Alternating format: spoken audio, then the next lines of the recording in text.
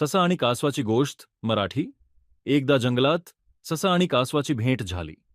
ससा खूप वेगाने पळत असे आणि त्याला स्वतःच्या वेगाचा खूप अभिमान होता.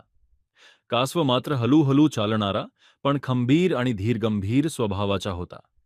एके दिवशी सशाने कासवाला चिडवत विचारले, तुला वाटतं का तू माझ्याशी स्पर्धा करू शकतोस? माझ्या वेगापुढे तू काहीच नाहीस. कासवाने शांतपणे उत्तर दिले, का नाही? आपण स्पर्धा करून बघूया.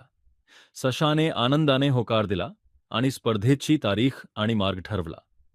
ठरलेल्या दिवशी जंगलातील प्राणी ही स्पर्धा पाहण्यासाठी जमले. स्पर्धा सुरू होताच ससा वाऱ्याच्या वेगाने धावू लागला.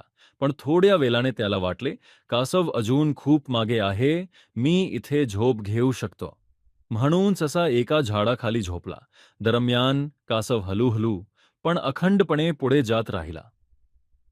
ससा गाढ झोपेत असल्याने त्याला कासवाने पुढे जाणे लक्षातच आले नाही. कासव अंतिम रेषेपर्यंत पोहोचला तेव्हा ससा जागा झाला.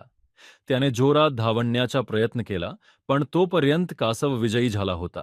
सशाला आपला गर्व आणि आलस्य महागात पडल्याचे लक्षात आले. गोष्ट सांगते, हळूहळू पण सातत्याने काम केल्यास यश नक्की मिळते. गर्व आणि आलस्याचा पराभव होतो.